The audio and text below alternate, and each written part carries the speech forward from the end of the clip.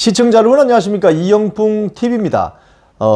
총선이나 지방선거 또는 대선에서 여러분 유권자들에게 쌀과 보리쌀을 주면서 이 후보를 좀 지지해달라. 여러분들은 그 후보를 지지하시겠습니까?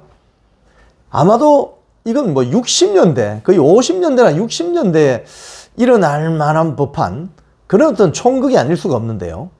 지난해 전주 을 국회의원 재선거에서 이러한 코미디 같은 일이 벌어졌던 게 사실로 드러났습니다.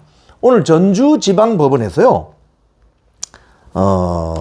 공직선거법 위반 혐의로 기소된 진보당의 선거운동원 3명에 대해서 벌금형이 내려졌습니다.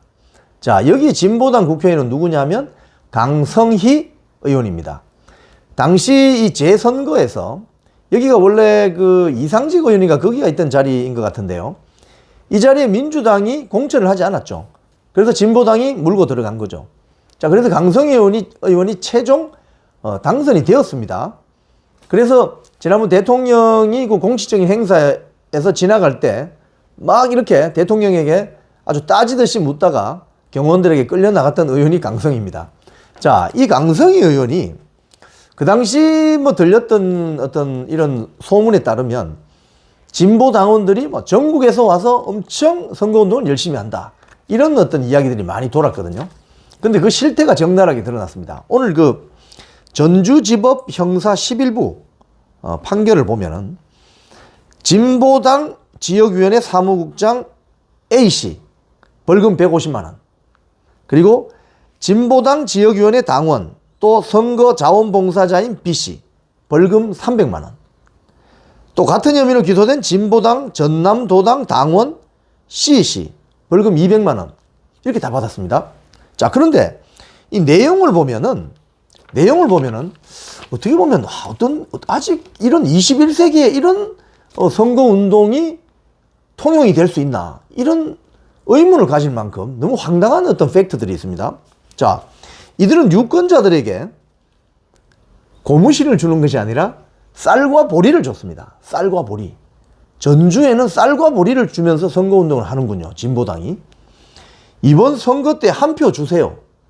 4번을 찍어주세요. 아마 그때 이 강성희 의원이 4번이었던 모양입니다. 선거 때 한 표 주세요.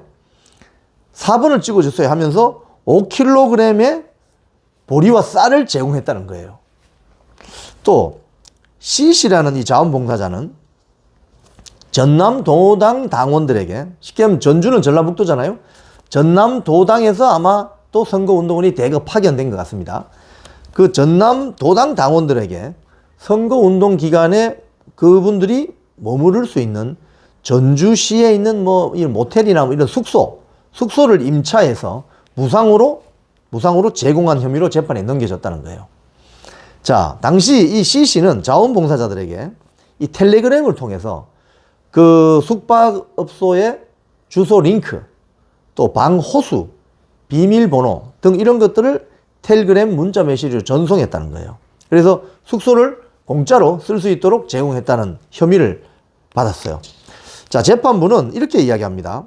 피고인들이 전주을 선거구 선거인들에게 쌀과 보리를 제공한 행위는 그 국회의원 재선거에서 강성희 후보의 당선을 도모하려는 목적을 달성하기 위한 것이다.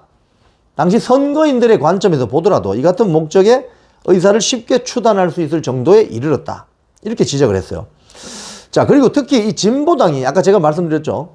전국에서 이 선거운동이 와서 열심히 하는 것 같더라. 이런 풍문이 그때 돌았거든요. 재판부는 이렇게 이야기합니다. 진보당은 강성희 의원을 당선시키기 위해서 총력 지원을 하기로 결의한 점, 맞네요. 전국에서 나왔으니까. 그리고 전남도당에서, 전주 밑에 있는 전라남도, 전남도당에서 이 진보당 지침에 따라 전주 선거 지원 파견 방침을 수립해서 각 지역위원회마다 전주에 상주하면서 선거운동을 도울 지원자를 모집한 점, 선거운동을 앞두고 거리 선전전, 칼갈이 행사, 차 봉사 등 구체적인 선거운동 활동을 계획한 점 등등이 어떤 권역 내 선거 운동원들의 방구하기 임무를 맡은 점, 피고인의 수첩에 선거운동원들의 숙소 배치 메모가 기재되어 있는 점, 이런 점 등을 볼 때 경제적 이익을 제공하는 의사표시가 확인되었다. 이렇게 재판부는 말하고 있습니다.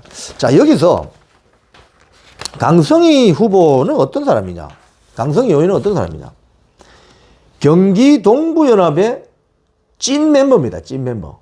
자, 경기동부연합이 어떤 곳인 거는 시청자님 잘 아시죠? 이석기의 통진당. 해산된 해산명령 처분을 받은 이석기의 통진당을 주무르던 핵심 세력이 경기동부연합입니다. 주사파 조직이죠.